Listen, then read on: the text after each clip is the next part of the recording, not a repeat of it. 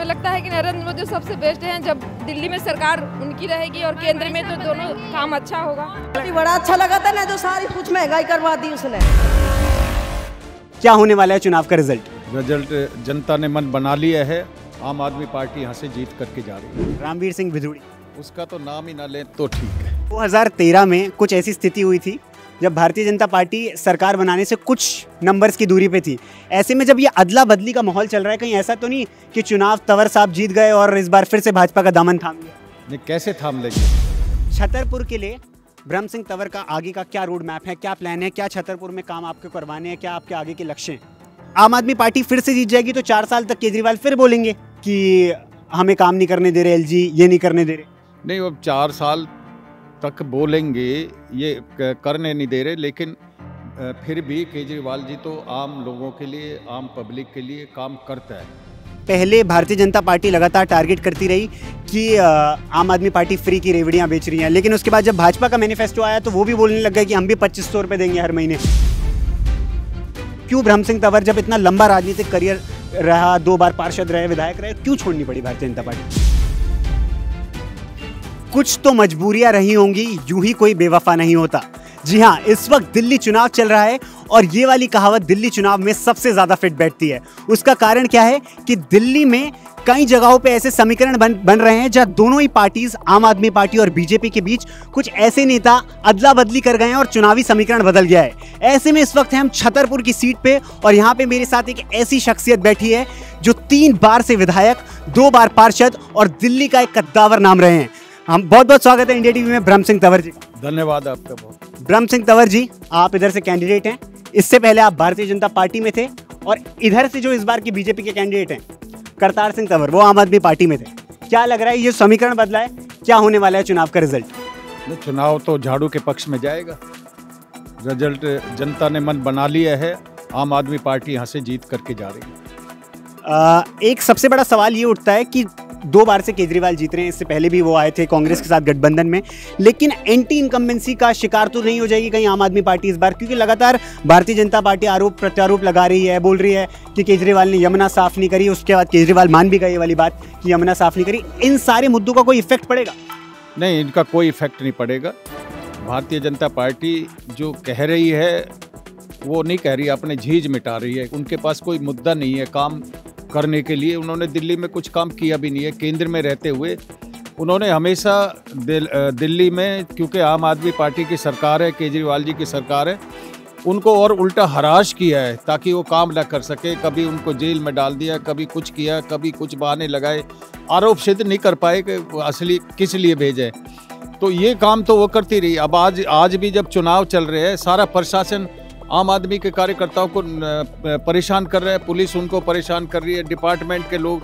अब यहाँ पे आज की तारीख में आचार संहिता लागू है और फिर भी चीफ सेक्रेटरी के दबाव में उनको ज़्यादा वोट मिले, कहीं ना कहीं कभी ट्यूबवेल कहीं ठुकवा देते, कभी को दिए। 10 बार से थे कहाँ, जब तो कभी काम हुआ नहीं, आज कैसे किया है? तंवर साहब, हम भाजपा के नेताओं के पास भी जा रहे हैं, उनसे भी बात कर रहे हैं। इसमें एक सवाल ये उठ रहा है कि अभी 2024 में लोकसभा चुनाव हुए, उसके बाद अब केंद्र में भाजपा की सरकार आ गई।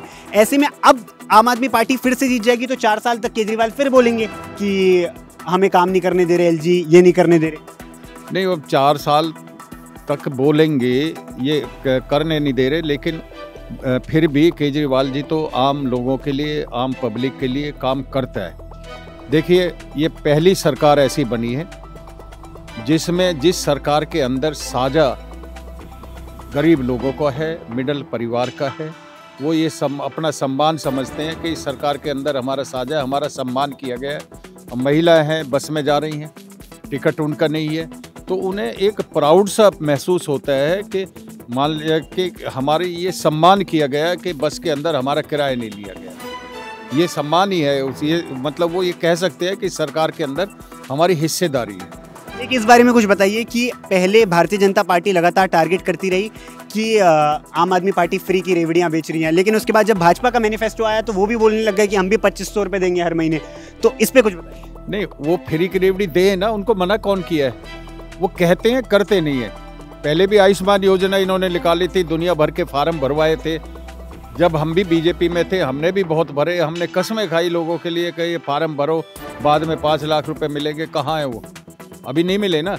लेकिन अरविंद केजरीवाल की ये खूबी है कि वो जो कहता है करता है। उन्होंने बस के किराए के लिए कहा था, महिलाओं के लिए किराया मिला, वो फ्री हुआ किराया। उन्होंने 200 यूनिट के लिए बिजली फ्री के लिए कहा तो हुआ, 200 यूनिट फ्री हुई, लोगों के 0 बिल आए। उन्होंने पानी के बिल का माफ़ करने के लिए कहा तो हुआ, पानी का बिल कहीं पे नहीं आ रहा। अब उन्होंने जो घोषणा की है कि 18 साल से 60 साल की आयु की जितनी भी महिला दिल्ली में होगी उनके खाते में हर महीने 2100 रुपया शिफ्ट हो जाएगा, और ताकि वो एक महिलाओं का सम्मान हो जाएगा। उन्होंने एक और भी की है, संजीवनी योजना के तहत दिल्ली के बुज़ुर्गों का इलाज, चाहे वो 1 रुपया खर्च आए अस्पताल में, चाहे वो 50 लाख रुपया खर्च आए, जितना भी खर्चा आएगा दिल्ली सरकार उसका पेमेंट करेगी। मान ली अरविंद केजरीवाल जी की सरकार ये पेमेंट करेगी। तो ये कहते हैं तो करते हैं। वो 2013 में कुछ ऐसी स्थिति हुई थी जब भारतीय जनता पार्टी सरकार बनाने से कुछ नंबर्स की दूरी पे थी। ऐसे में जब ये अदला बदली का माहौल चल रहा है, कहीं ऐसा तो नहीं कि चुनाव तंवर साहब जीत गए और इस बार फिर से भाजपा का दामन थाम लिया? नहीं, कैसे थाम लेंगे? अगर ऐसा होता है तो हम छोड़ के ही नहीं आते, क्योंकि भाजपा में थोड़ा सा उस समय भ्रष्टाचार पैदा हो गया था। जो चुनाव जीत करके गए वो पैसे में लिप्त हो गए थे, और ईडी के डर की वजह से यहाँ से जो आम आदमी पार्टी का आज जो बीजेपी का यहाँ पे कैंडिडेट बन के आया, ये पहले आम आदमी में था। तो केवल इसने इतना भ्रष्टाचार मचाया था और ईडी का डर भी एक इसका था, इसलिए वो बीजेपी में जा कर के ज्वाइन हो गया। आपकी प्रमुख वजह क्या थी भारतीय जनता पार्टी छोड़ने की? क्योंकि लोग जानना चाहते हैं, दिल्ली की जनता जानती है ब्रह्म सिंह तंवर इतना बड़ा नाम है, और उनके मन में सवाल उठता है कि क्यों ब्रह्म सिंह तंवर जब इतना लंबा राजनीतिक करियर रहा, 2 बार पार्षद रहे, विधायक रहे, क्यों छोड़नी पड़ी भारतीय जनता पार्टी? इसलिए देखो, लोग बदले हैं, नेता बदले हैं, उनके विचार बदले हैं। तो आज की तारीख में जो दिल्ली प्रदेश चला रहे हैं, या दिल्ली प्रदेश में जो यहाँ पर विधायक वो सांसद बन करके गए हैं, वो जो जिस तरह की गड़बड़ी वो करने लगे थे, अब सारे उसमें हमने भी सुना, पब्लिक में भी उसके व्हाट्सएप के माध्यम से कि उन्होंने चुनाव जीतते ही टिकट दिलाने के बहाने से वो गाड़ी खरीद ले ली है उनसे, डिफेंडर गाड़ी, वो भी शायद 1.5-2 करोड़ के रुपए की आती है। कहीं प्रदेश अध्यक्ष को ज्वाइन करने के लिए ईडी डर के मारे वहाँ पे भी।